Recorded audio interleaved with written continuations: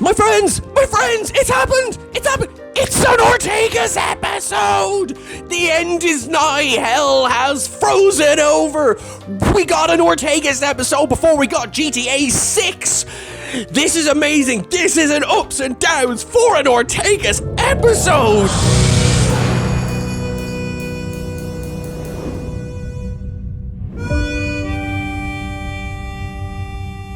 Okay, I need a moment to compose my thoughts. Here's an ad. I will see you straight afterwards. Let's do this. Hi, I'm Tom Larkin, and I've been here, there, and everywhere throughout the quadrant, all from the comfort of my console. How did I do it without a certain organization finding me? Why, Surfshark VPN, that's how.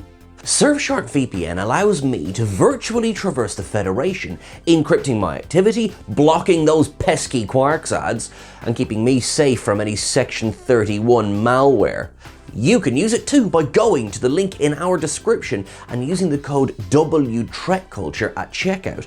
With that code, you get 4 extra months. Starfleet likes to keep a very close eye on me, so I don't like making it easy on them.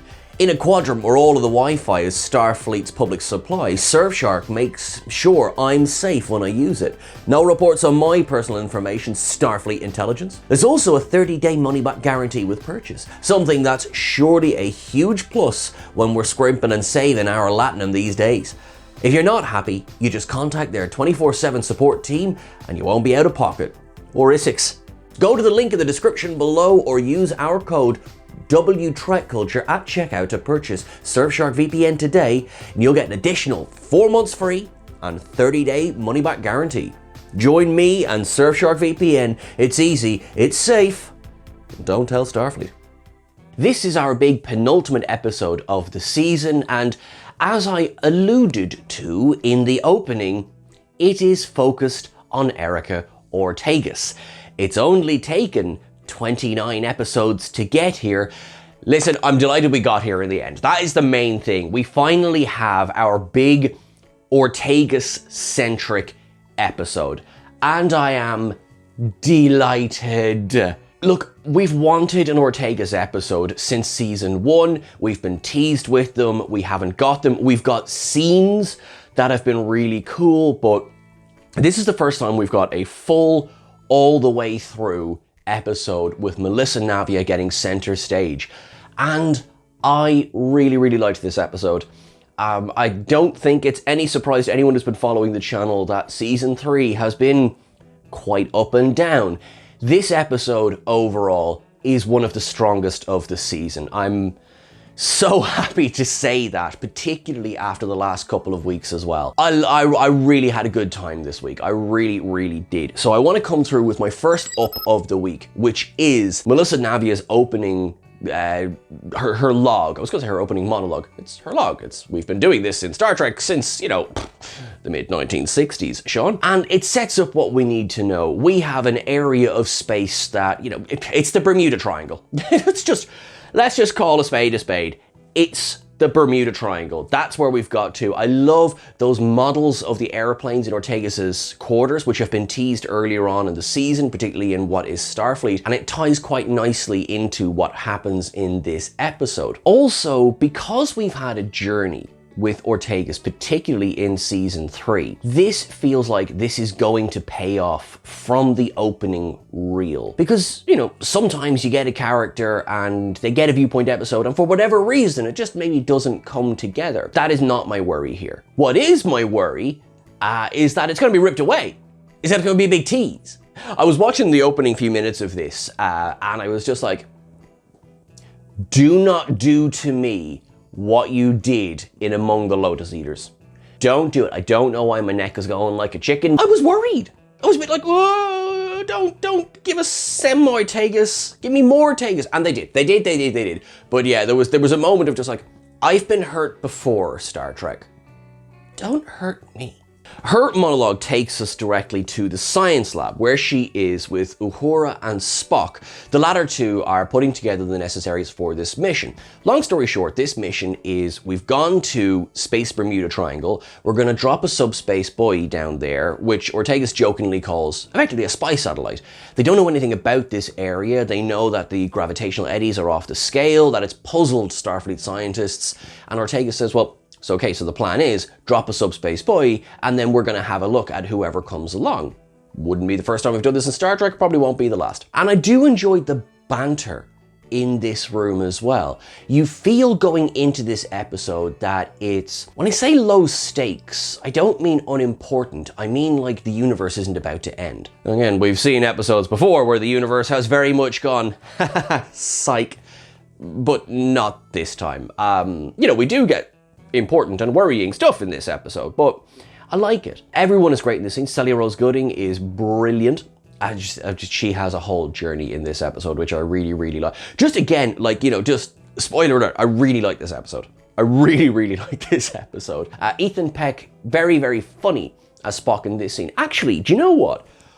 Up for a joke in this scene, and the joke is Ortegas going, I'll get so much data it'll be coming out of your ears.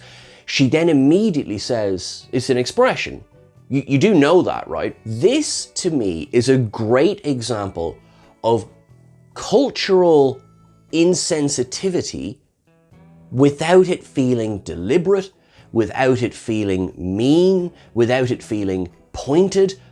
Because, yeah, you'll have so much it'll be coming out of your ears. Absolutely is a phrase I am familiar with, and I'm sure many, many people are familiar with, but I can also understand how that maybe wouldn't be a saying on Vulcan. And Spock's deadpan reaction is quite funny here, and I like this. This is a scene showcasing the humans and Vulcans being different from each other without it being big, massive statements or big issues or whatever the hell last week was.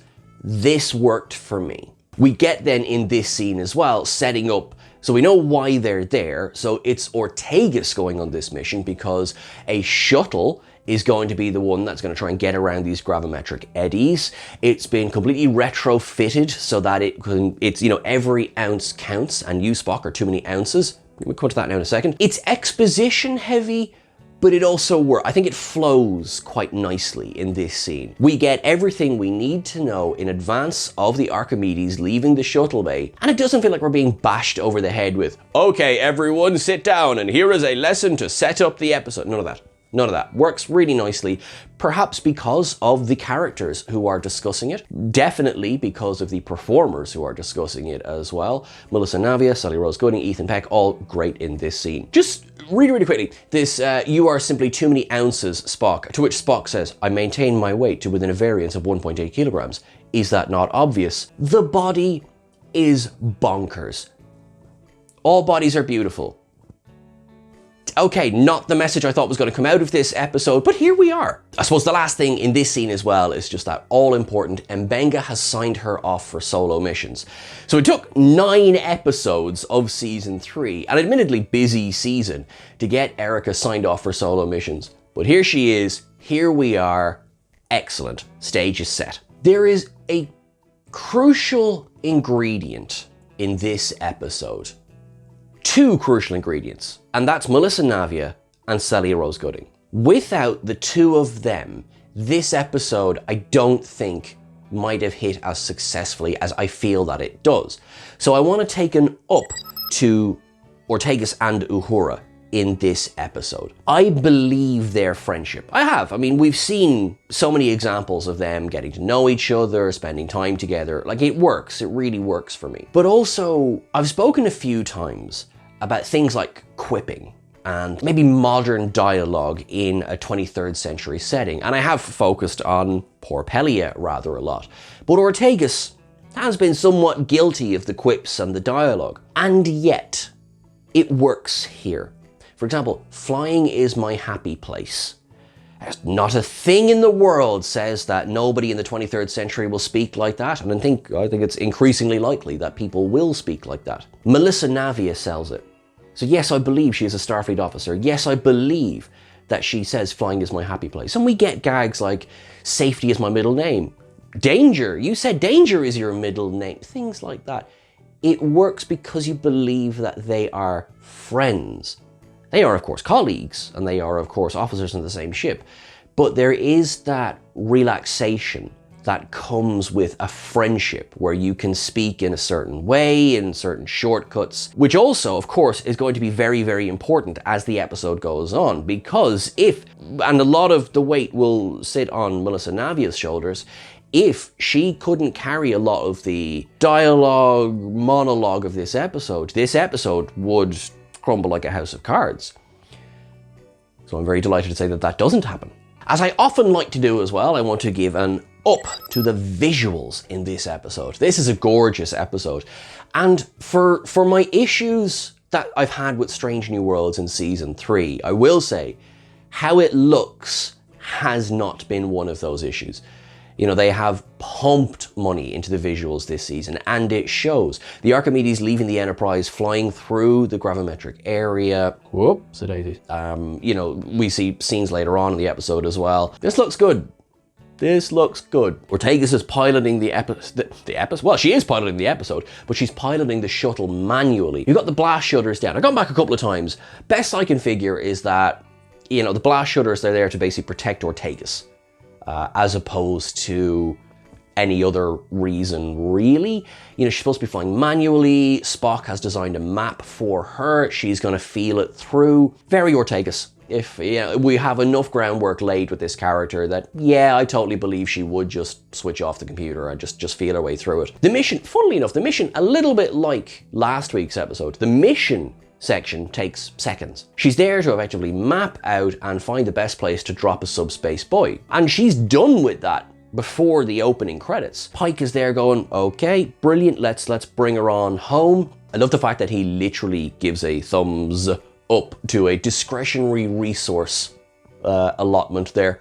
Look, I noticed these things. And yeah, that's it. I love that, you know, she's 5x5. Okay, bring her home. Then, as they tend to do, sure, a pesky wormhole just opens up in front of Ortegas. I wish they'd stop doing that. Isn't that just terribly frustrating? So before we even go into our opening credits, we get great stuff from Melissa Navia, we get great stuff from Celia Rose Gooding, we get what is a seemingly normal day on the Enterprise up until this point, and then whoopsie doodle, we have an issue, because a wormhole is there and the blast shields are down. Everything I've said about a Space Adventure Hour aside, one of my favorite quotes from the entire season is from that. We need our brain cells for many science reasons. We bash into the opening credits. Oh, there's the Gicaro again. Nice to see you.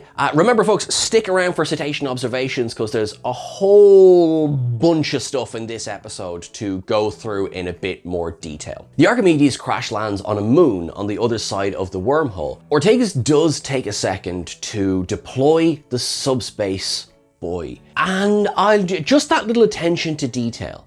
She does release it. It then goes as far as, say, the edge of the wormhole. Obviously, this will become important later on. But again, I just want to heap praise up Melissa Navia, because it's really from this point on in the episode, she is effectively delivering a one-hander. Now, I'm also totally wrong in saying it's a one-hander. I know, because she's not on her own for a lot of this episode. But in terms of dialogue, when your call and response is either hissing or agree and disagree, you're more or less carrying the episode, which she does very, very well. And it starts strong. She puts the shuttle down. Okay, puts the shuttle down is maybe a generous description for the Archimedes crash lands on this moon. We get scenes where, you know, we have to make a list of things to fix, starting with me, because she's been injured in the crash. Little things like that taken up.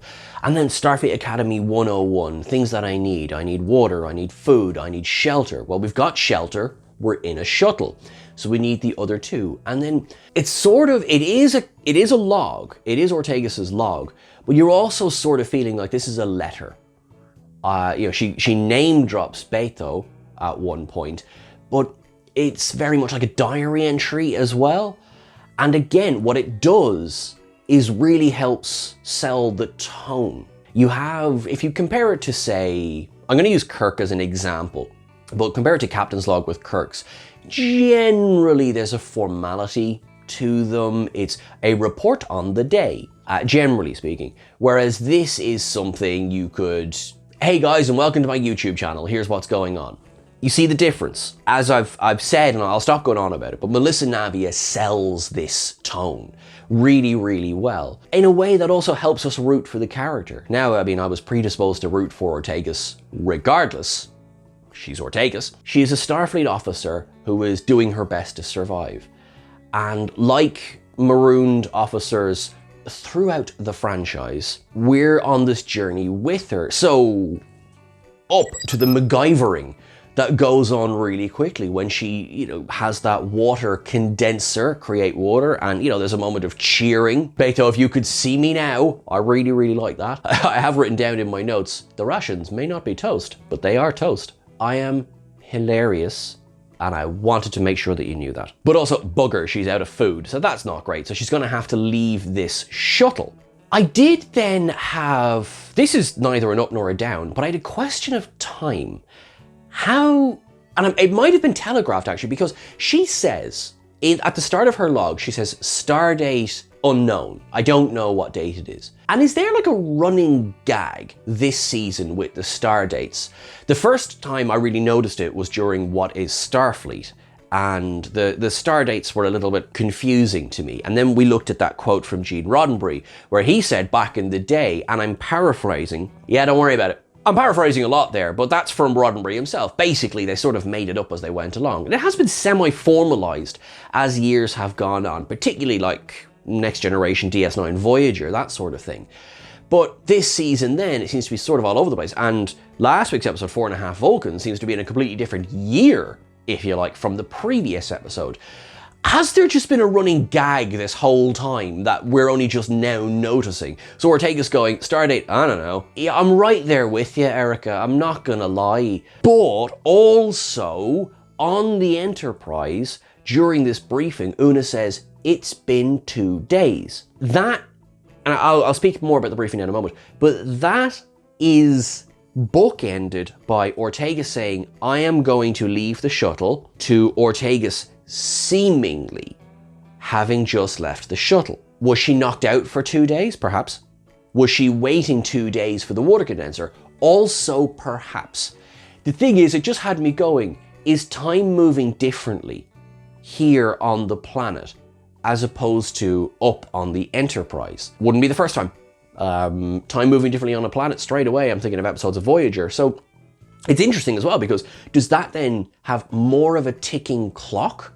For every second Erica spends on the planet, are we losing days at a time on the Enterprise? Does that highlight why the ticking clock of the Enterprise is that much more, they're more nervous about it? There's also implications at the end of the episode as well, which I will come to. Now, this briefing up, having food during a briefing. Okay, so I was looking at this going, why have we not been doing this since the Next Generation? And you think about episodes like Charades, where we had that great funny gag of Spock basically going, I'm gonna kill you, Sam Kirk. Do not test me, I will break you. I thought that was hilarious for his crumbs on the table. But for me, it gives this briefing, ready room, observation lounge, Pike's office, it gives it a lived-in, real feeling. It feels like work is being done here. You're like, Sean, you're really spending a lot of time on a sandwich. Well, in fairness, a sandwich was a plot point of last week's episode, but this little detail is an excellent example of these being real people. And it sets Strange New Worlds apart a little bit, which I really like. You have here Uhura really feeling the strain because they all want to get Ortegas back, but Uhura is in a way our viewpoint character for the search for Ortegas in this episode. We do then, of course, need the counterfoil to that. You need a reason that we can't stick around. And Una really becomes the mouthpiece of this. And it's important as well that it's her, because Una and Ortegas have a relationship. But Una is the first officer of the ship. Her responsibility is not just to one person, it is to all of the people on board, and also to sort of keep the captain in check to a certain amount as well, because it's she who reminds Pike several times throughout the episode that the USS Constellation, citation observations, but the USS Constellation requires a shipment of vaccines that are aboard the Enterprise for a pandemic which has broken out on Epsilon Indy 3. There you go, there is your ticking clock. This idea of, vaccines have to get to a certain place at a certain time, again, quite an old Star Trek idea. Look, it's as good a ticking clock as any. It's a great Easter egg. Spock seems to oscillate between the two. So he's also, did you notice, everyone else is drinking coffee, he's drinking water. Details. He is the logical voice of facts. He's the one who highlights that, when Uhura does pick up a signal from Ortegas, he says it could just be refraction. It could be her last transmission bouncing back off the wormhole at us, which you have to vocalize. That's fair. It could be that. And you need, what is it? Is it the 11th man or the 10th man? I might be getting the theory wrong, so I do apologize. But this idea of if 9 scientists agree, you have to have one voice to disagree so that you can examine the data. And Spock seems to be playing that role in this episode. He's not against Uhura's efforts at all, but he has to be the one to go, have you considered, have you considered, have you considered? Which is also, I would imagine, a very thankless position to be in. There's another thing which I appreciated in this scene, which is sort of a little bit of wormhole lore. A lot of us of a certain age, our knowledge of wormholes is probably based on Deep Space Nine and the Bajoran wormhole. And even as I say that, I catch myself going, yeah, but that was an artificially created wormhole made by the prophets, and we've probably got to not use that as our point of reference for wormholes. Probably something closer to the motion picture should be our, reference for wormholes, or something maybe like the Barzan wormhole. I am by no means someone who is burdened with irrelevant knowledge when it comes to wormholes. So I liked that little bit of wormhole lore that they're dumping here. And Spock says it is unknowable where Erica has come out the other side. She may even be in a different universe. It's just vague enough to keep a layman like me going, all right, cool. This works for me. Haven't a clue where Erica is. Next, bring it on. Yeah, okay, maybe this whole segment is me just highlighting how little I know about wormholes. The last thing I want to say in this scene specifically is Uhura feels very dejected by the end, and Pike says, hey, no one's giving up. We need to bring Erica home. We're going to explore more avenues.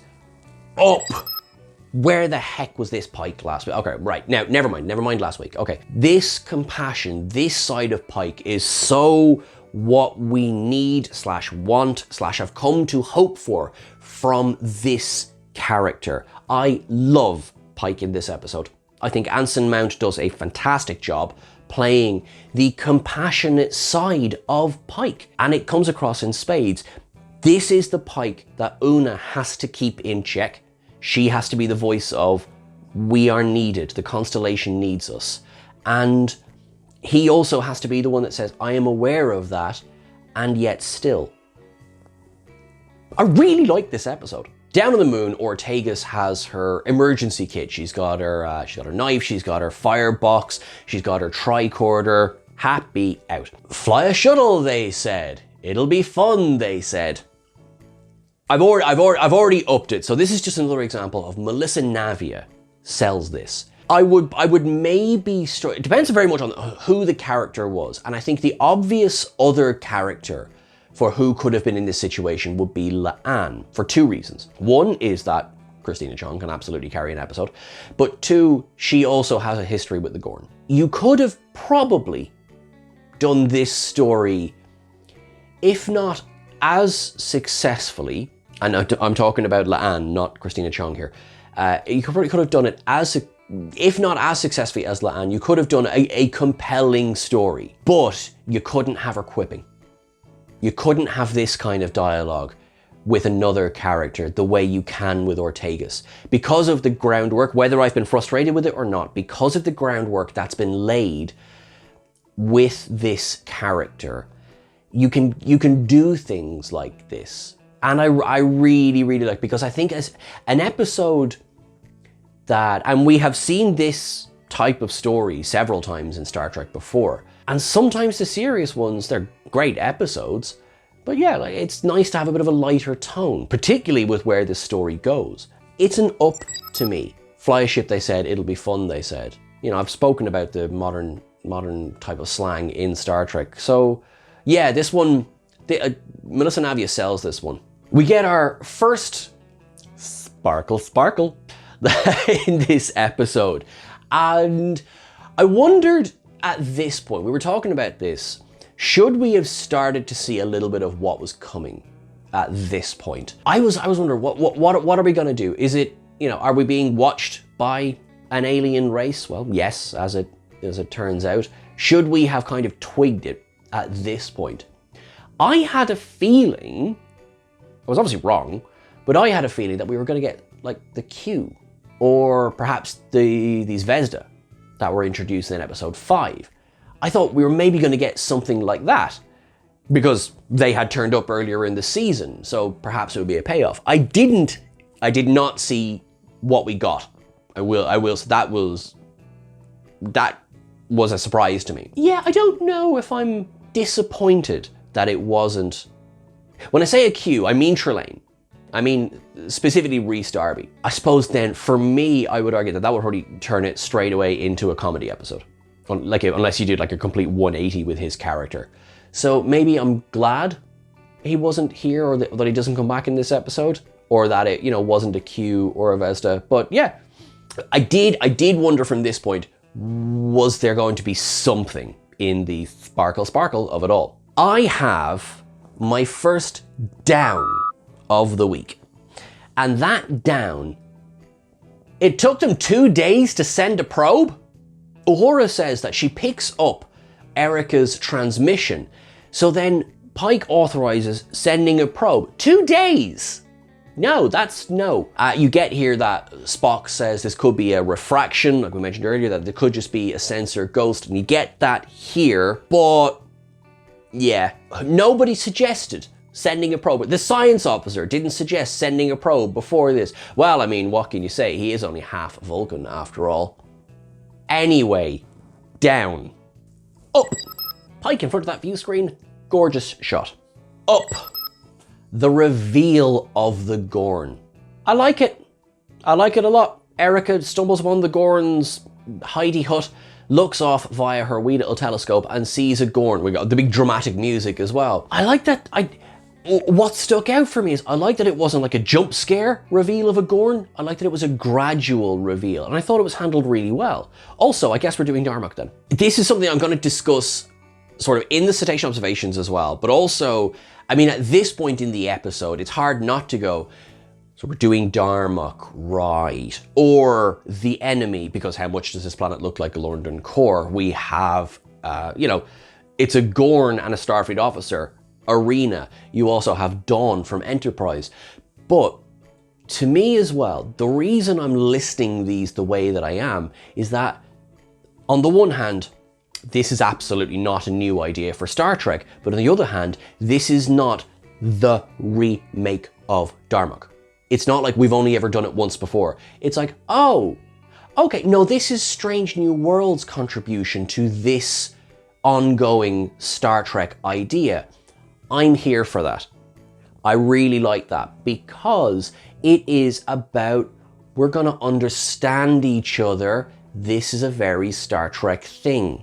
On the Enterprise, again, some more time has gone by. We don't know how much, it doesn't really matter at this point. Uhura is quite stressed because she is doing her very best to find a way using subspace probes to contact Erica. She kind of telegraphs something here. Pike says, I need the data, and she says, I will get you the data you need. She doesn't say, I will get you the accurate data. I don't know how deliberate that inclusion was, but I like that. Not that she's planning to deceive anyone, but a good lawyer could say, she never said she would get you the accurate data. She said she would get you what you needed. And she did. You have then Spock, this works for me. In a great scene, it is the statistical improbability of the mission succeeding means it is illogical to continue. And Uhura just says, well, look, I've got faith. If you want to go, go. I'm going to keep going. And Spock stays. Up. Very Spock, very Uhura, very Star Trek. This works. There is, before we leave this scene though, there is a little stinger of the subspace probes, which are trying to help them communicate, are causing the aperture to shrink. Ticking clock number 2. On the planetoid, on the moon, she's hiding from the Gorn. She is then surprised by insectoid things, which are not very pleasant, from the planet that look like they're about to chomp down on her. But the Gorn steps in. Oh no, the Gorn's not saving her, the Gorn's using her as bait. Uh-oh. So the Gorn holds her over a pit and these things come out, but then the Gorn tosses her aside and grabs the thing and brings it over and starts eating it. All throughout all of this one scene, I am gonna down the dialogue. Again, I keep saying dialogue. Dialogue infers two people, but the narration here is a lot of this could have been done with, I think, facial expressions. You know, we're sort of like, well, I see that you are deciding to do this, but then you are deciding to do that. I understand, da-da-da. It was a bit superfluous. It felt like it was kind of filling the silence. Whereas visually, I liked what was going on. You know, the Gorn showing, by tossing Erica aside, the Gorn does not see Erica as a threat at all. And that's very, on brand for what we understand about the Gorn so far. So I really liked this scene. It didn't need any of this narration here. And particularly then when the Gorn, surprisingly, rips off a bit of this insectoid and tosses it to Erica. This bit I liked, you know, kind of close your eyes, pretend it's something else, try not to vomit, takes a bite, reminds me of any time I've ever eaten anything with cloves in it. Seriously, they're horrible. We get the first bit of our, maybe we're not going to kill each other. Interesting development. This scene then finishes with Erica taking the communications buoy while the Gorn is asleep and trying to nip back over to the Archimedes. A little bit more sparkle going on here, and then, the Archimedes is sliding below the moon's surface because it wasn't named Galileo and therefore was never going to survive. Well, that puts Erica in a pickle, doesn't it? Because now she's a bit stuck and we've got all these gooey insect things are coming toward her, and oh my god, that Gorn's personal shield looks amazing. That was up. That's amazing. And it cuts the thing in half as well. Oh, that was so cool. All right, yeah. I'm here for that. I want that technology. I want it. Up on the Enterprise, we get what I think is going to be one of the big scenes of the episode. Uhura doctors the data to say that yes, the Enterprise can successfully wedge the aperture open using a static warp field. Where have we seen that before? Pike needs it to be over a 60% chance of success. It's not over 60. Uhura manually doctors it. So let's get into it. The pros and cons. Did she do the right thing? Now, we have the benefit now of we've seen the episode. We know how it plays out, so we can say that yes, Uhura did do the right thing. It led to the saving of their crewmate, of Ortegas, happy out. In the moment, did she do the right thing? She's putting her own life at risk. She's putting the lives of everyone on board the Enterprise at risk, and she's also putting the lives of the 4,000 colonists on Epsilon Indy 3 at risk, because if these vaccines don't get delivered to the constellation, people are going to die. Did she do the right thing? The needs of the many outweigh the needs of the few. But also, when has Star Trek really ever adhered to that as well? They introduced that quote just so that they could turn around and ignore it in Star Trek II: The Wrath of Khan. So there is very much a history of this. This one, I feel, is going to be down to personal interpretation. Did she do the right thing or not? Well, yes, because they saved Ortegas. And, you know, we can infer that they made their rendezvous with the constellation, that the colonists were fine. But she didn't know that. It's a hell of a jump. And it's one of the reasons I feel they included the line where Pike speaks to her. And I'm more or less going through this episode in sequence, so I'll get to that. But I wanted to say that's why I feel that line was included. Down on the planetoid, Ortegas is helping to wrap up the Gorn's leg, which is pretty gnarly looking. And you get some, what the hell am I doing? Scenes here, but you know from this point, they're not enemies anymore. They're not. This is, now we're into, you know, obviously everything comes, there's many examples of enemies becoming friends, but you know, so much of it is based off that 80s movie Enemy Mine, which recently I saw Terry Matalas seems to be attached to doing a remake of. So Cool. This idea, Darmok, you had Captain Dathan is injured, the enemy, you have the Romulan is injured, Dawn, the Arconian is injured. It's a trope, it's fine. But from here on out, they're not enemies. And I like that they don't even waste time with that. Up. Also, Up, once again, Nami Melumad's score for this episode is beautiful because it's also a bit like Ortega's having to do a lot of narration. It's doing a lot of heavy lifting in this episode, and it's excellent. I'm looking forward to the upcoming soundtrack, and I do hope that they've got cues from this episode on it. We also have here the true beginning of exploring the nature of the Gorn. One of the enduring criticisms of Strange New Worlds' approach to the Gorn has been how they've effectively been H.R. Giger's xenomorphs. They've just been monsters. And although they've had technology, and although they are warp capable, and they've just been growling, hissing monsters. And from the earliest days of the Gorn, they weren't that. They were imposing beasts and they were ferocious, but they weren't single-minded. And it makes me wonder, was it always the plan to do an episode like this? Because if it was, then I think it might retroactively make some of those earlier episodes a little bit easier to stomach. Not entirely. Could nobody have said hello at any point? It does make it a little bit, the fact that they weren't xenomorphs, and it makes you kind of recontextualize some of those earlier encounters. Some, now I say. But the whole Parnassus Beta thing, that planet was in Gorn space. I don't condone what they did to the colonists, but it was in their space. And, you know, you had La'an, Sam Kirk, Mbenga, and Ortegas. They were on the Gorn ship. Yes, they had been captured, but they had been captured on a planet in Gorn space. It makes you kind of recontextualize the aggression. And so, if it was always the plan to have an understanding between Gorn and Starfleet like this, I feel maybe it could have come a little sooner. But also part of me is like, did the 2-year gap between seasons make that a little bit worse than it was originally intended to be? The upshot is that eventually we need to get to a time where there's Gorn in Starfleet. Even if the Gorn hegemony doesn't join the Federation, you know, as years will go by, yeah, we gotta, you know, this single-minded monster of the week is not what we understand the Gorn will be. Even by Kirk's time, that's only 5 years away. I like a lot what we're getting in this episode. Ortegas is able to actually knock together a bit of a rudimentary universal translator. Now, the most it can do really is the Gorn can communicate whether they agree or disagree. So it's a yes-no thing. It's a bit like Pike in the chair. 1 beep for yes, 2 beeps for no. But it works. It's enough for them to understand each other. I say understand each other because Up, the Gorn could always understand Erica. Gorn never saw her as a threat. Gorn threw her food. Gorn saved her. The Gorn could understand her. That to me is one of the most crucial elements of this episode.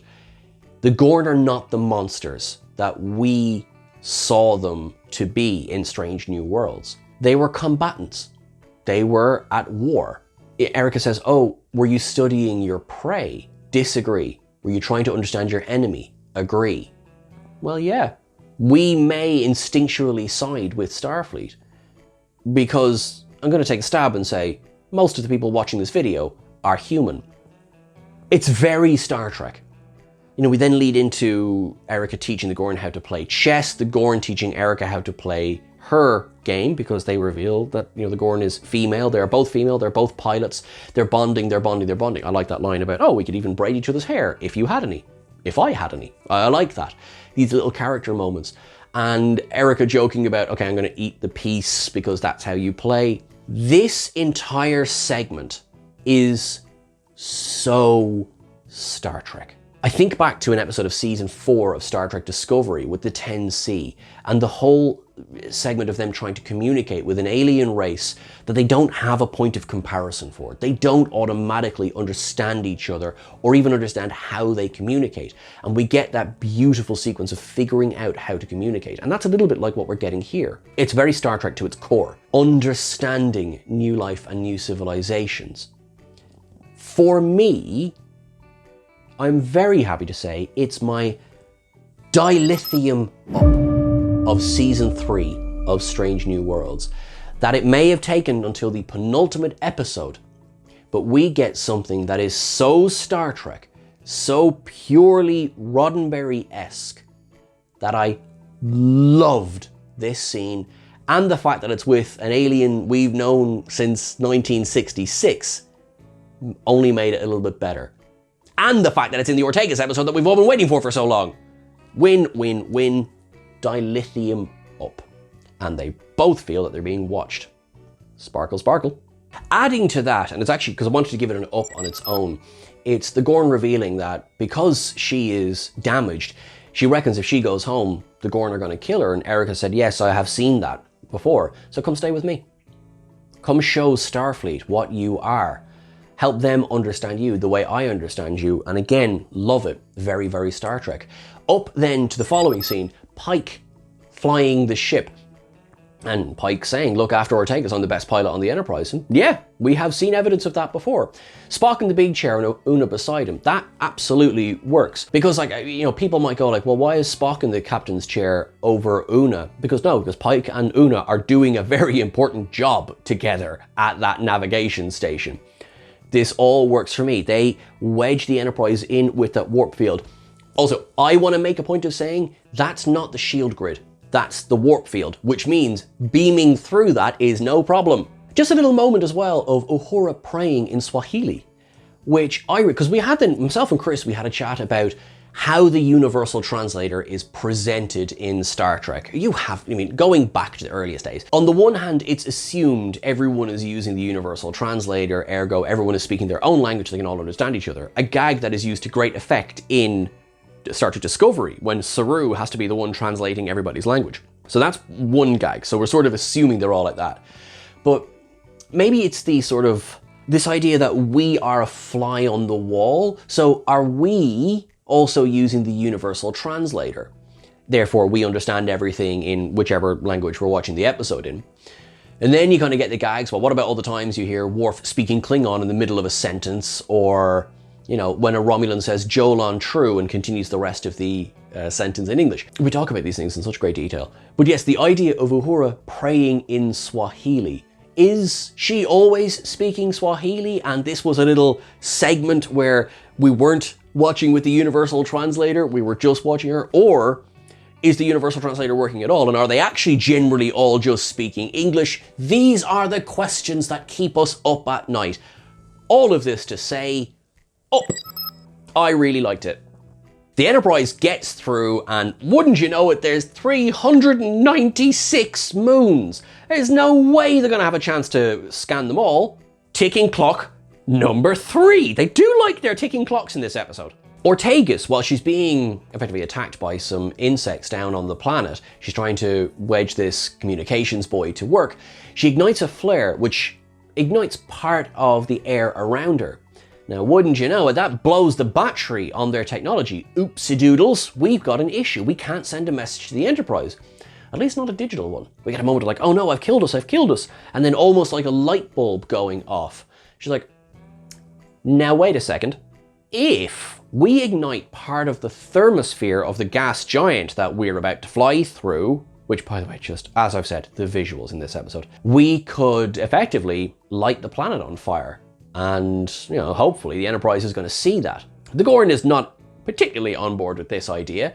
And Erica's like, right, fine, I'll do it myself. And she starts to grab some of the remains of the Gorn's crashed ship to make a sort of a little safety pod. Also, down, Gorn, it probably would have been really handy if you'd revealed that thruster pack that had propellant in it before this moment.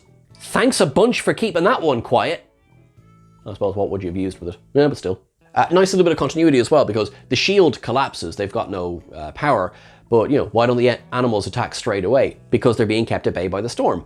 Nice inclusion. Well played. There is one little moment where Ortega says, the enemy of my enemy. The Gorn says, disagree.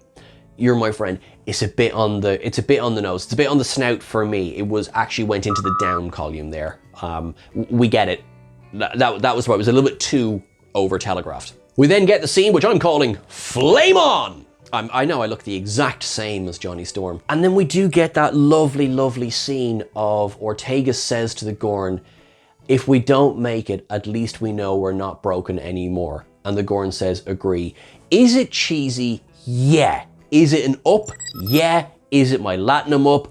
Also, yeah. Up on the ship, you have, again, Una saying, I'm sorry, Chris, but we've run out of time. Again, voice of reason, taken up. Then Uhura comes to apologize. This is the scene I was talking about where Pike says, I know you fudged the numbers. Breaking the rules is new for you, but you did a bad thing for a good reason. I feel like it takes the responsibility off Uhura a little bit and it puts it back on Pike.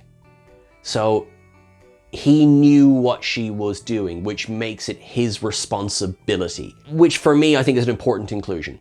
Because Uhura did make that decision without consulting anybody, and she did put all those lives at risk without consulting anybody, obviously for a good reason. But Pike, without saying it out loud, approved it. Wouldn't you know it, they do happen to see the one moon whose atmosphere is on fire. By the way, aren't there a bunch of indigenous creatures on that planet? There might be insects, but should she just burn them all to death? Or, well, a lot of them are underground. That's a hell of a risk though, Erica. Anyway, they beam in with La'an. Very importantly, La'an leads the mission. Now, she's the security chief, makes perfect sense. But Erica and the Gorn come out, and without waiting, La'an and her team open fire on the Gorn, killing her instantly. It completely ties back into what La'an said in What is Starfleet. If you can't kill them, your best bet is to run. I wish it didn't happen. I wish this Gorn could have gone back to the Enterprise. I wish we could have explored that further. However, it makes perfect sense. La'an, of all people, would open fire straight away on the Gorn. And yeah, it's just a stupid shame of misunderstanding and completely tracks. This is exactly what I would have thought that character to do. You might argue that it's not Starfleet to fire first, and I would agree, but again, we were treated to that scene in What is Starfleet of La'an saying, this is what I will do if I see a Gorn. It pays off. It's sad, but it pays off. And then we get... So, Erica's not very happy. La'an says, let's beam us back to the Enterprise, and then we get actually a really nice shot of the paused beam out. And then we get the Metron. So, straight away, Arena. And this Metron reveals that they effectively caused Erica and the Gorn to crash on the planet. They wanted to study how humans and the Gorn would work alongside each other, and that they engineered everything up to this point. However, La'an's actions have proved to them that humanity is not yet ready to meet the Metrons. The Metrons will have to do a new test, and they will remove themselves from the memories of everybody there. Ortegas will be allowed to keep the memory of what happened on the planet, although we may have to reset your perception of the Gorn at some point. Down. Terrarium down. The reveal itself is, looks like an extra from a Lady Gaga video. Now I'm saying that because so did the original Metron. The Sparkle thing is quite fun. I do think that, I didn't love this one, I must say. The design of the Metron, this didn't work for me at all. All right, so I'm gonna put that to the side. What was the point of the entire episode? If the Metron based their new decision off La'an's action, not Erica's, not the journey Erica went on with the Gorn, La'an's immediate firing at the Gorn, La'an who has not been through their test with the Gorn, La'an who has not grown on this planet with a Gorn, making everything Erica went, in terms of the test I mean, making Erica's journey with the Gorn redundant. I've said this many times, I'm not a stickler for canon. I'm really not. I think it's important, but I don't think we should be completely slavishly beholden to it. But if you introduce dialogue that retroactively makes previous things a bit more silly or that they don't work as well. In the episode Arena, the Metron at the end of Kirk's trial with the Gorn captain says that Kirk's refusal to kill the Gorn, Kirk's showing of mercy, surprised them. Why would it surprise them? Why would it surprise them if they've just watched Erica go through all of this with the Gorn, develop a friendship with the Gorn, come to understand the Gorn? It's a Terrarium down. It doesn't spoil the episode for me. This scene is, I would lift it and I would remove it from the episode altogether because it doesn't add anything to the story. You could have everything, and you could have La'an shoot everything up to including Erica beaming off the planet, remove the Metrons from it entirely, and then you've got a planet that due to gravitational eddies, Erica crashes on. Why does it have to be Erica? Well, Erica's the pilot. Erica then encounters a stranded Gorn. They go through everything that they go through together. The Metron Sparkle does not affect the plot at all, and at the end, through a horrible misunderstanding, the Gorn is killed as Erica is saved. Removing the Metron does nothing to affect this overall story. Including the Metron makes it a bit more pointless and retroactively spoils a little bit of Arena. Terrarium down, didn't need to be there, take the episode, take it out altogether. Up to Ortegas and Uhura in that last scene, and Ortegas going, with the memories she has, going, the Gorn was my friend, La'an is my friend, and her understanding, I'm gonna have to try and reconcile that. And yeah, it's important. Everyone was doing everything because they wanted Ortegas to live and to save her, but in doing so, they did a bad thing. And yeah, I would like to see this explored. How does Ortegas reconcile this with La'an? I want to put a pin in that because that's something I want to see explored in a future story. Last but not least, Ortegas kept the game piece from the Gorn. Folks, would you join me please at Citation Observations?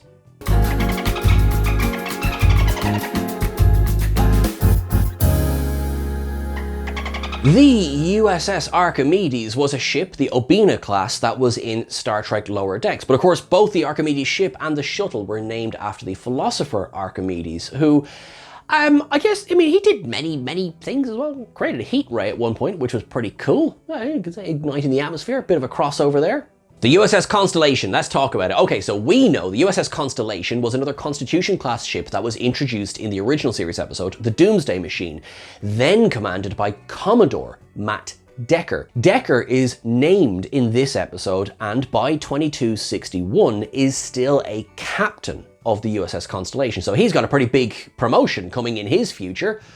Not that long of a future, but anyway. There's also, we go back to Discovery, there is a Cadet Decker who is name dropped in Discovery as well. It takes a little bit of, it's not specifically ever confirmed on screen, but Will Decker, who we, the audience, met in Star Trek The Motion Picture, he's been confirmed as Matt's son. Not on screen, but in the general acceptance of everything. Gene Roddenberry's PA, among many other things, Susan Sackett, confirmed as well that yes, it can be inferred that they are father and son. I mean, Discovery was around, 20 to sort of 56, 57, 58. So Will Decker, who will become a captain by the early 2270s, obviously gets fast-tracked through the academy and through the ranks. And he wouldn't be the only one. Captain John Harriman of the Enterprise B, and we're delving a little bit into beta canon here, used his connections to advance quickly through captain's school and get command of the Enterprise B. He then proved himself to be, I say this with love, completely incompetent as the captain of a ship.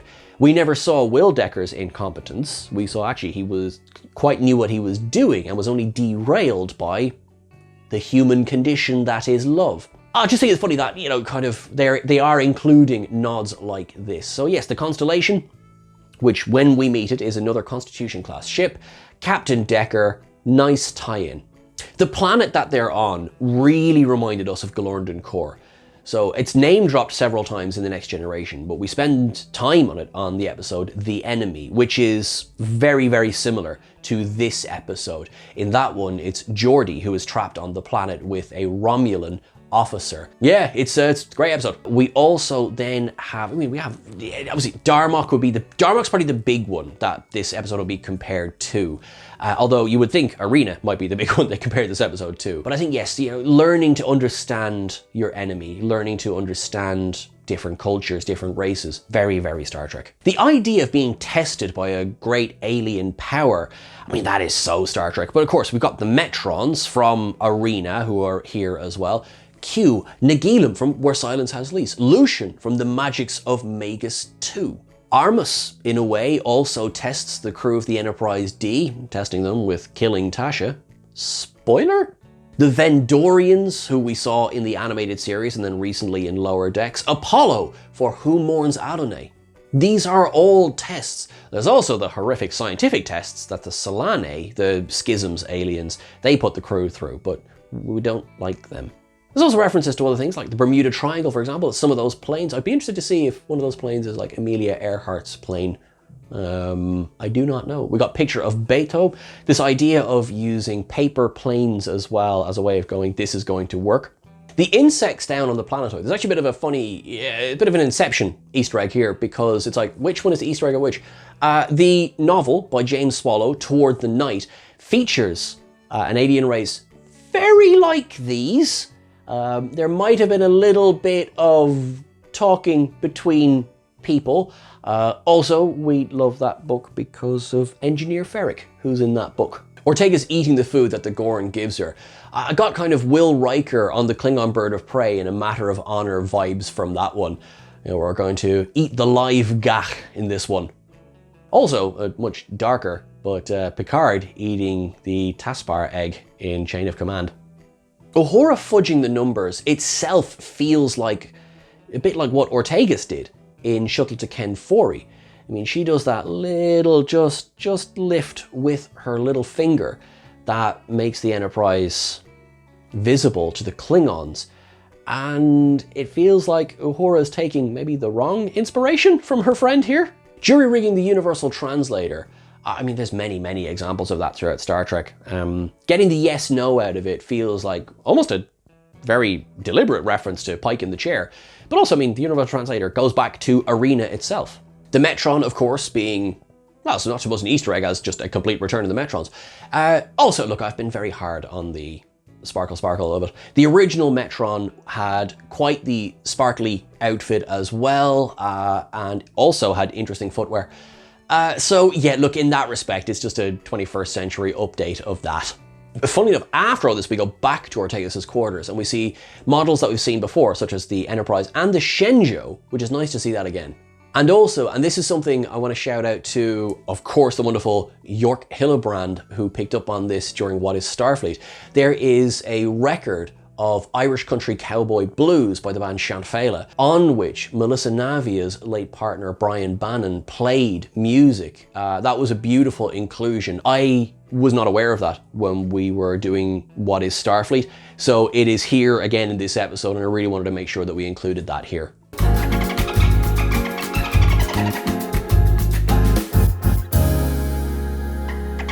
And that is everything for this week's episode of Ups and Downs. Can you believe we've only one episode left in season 3 of Strange New Worlds? I cannot believe we're here already. But I want to thank everyone so much for watching. You're awesome. You are wonderful. Thank you. Please make sure that you are following on all the various channels. We're at TrekCulture, at TrekCultureYT on Instagram. We are on TikTok. We're on all of them. We're on all of them. I'm at Sean Ferrick. Folks, if you want to do anything like pick up our merch, you can do so by following the link under the description of this episode. Thank you everyone who already has. Keep sharing those pictures. It's so cool to see people wearing this. So look, thank you. I will see you next week for the season finale, New Life and New Civilizations. Until then, live long and prosper. And to everyone in the world, put out some peace, put out some kindness, put out some love.